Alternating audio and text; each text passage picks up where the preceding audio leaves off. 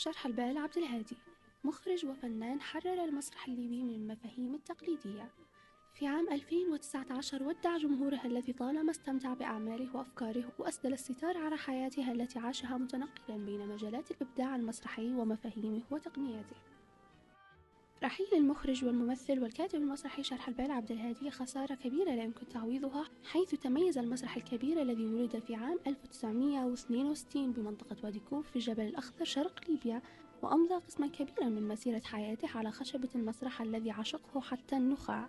بدأ العمل المسرحي في المدرسة وتتلمذ على يد أساتذة عرب فضلاء منهم وجيه مطر وعبد الوهاب الحديدي، وخاض أولى تجاربه في مسرحية يوسف الصديق عام 1982 التي ظهرت فيها قدرته العالية في الأداء. وفي عام 1983 أسس فرقة المسرح الحديث بمدينة البيضاء، وقدم مسرحياته المتميزة منها صائد الأسود ومسرحية وجوه، وانضم كذلك إلى فرقة المختار المسرحية صحبة عدد من الفنانين الليبيين.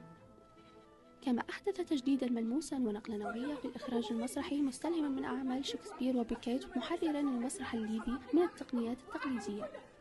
تعد مسرحية يا مطر يا عمتي علامة فارقة في مسيرة المخرج الراحل، التي تحصلت على جائزة العمل المتكامل لمهرجان المسرح الوطني في ليبيا عام 2008. كما واصل حصد النجاحات بمسرحياته المتمردة عن السائد مثل عقيلة وششاك خا وحكايالين ومدينة الملاهي وتحولات السيد الوزير وبكاء المنغيزة.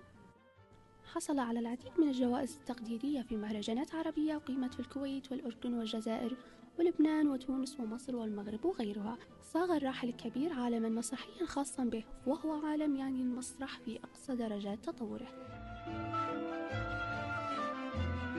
ثريا شرح البال، قناة زاجل.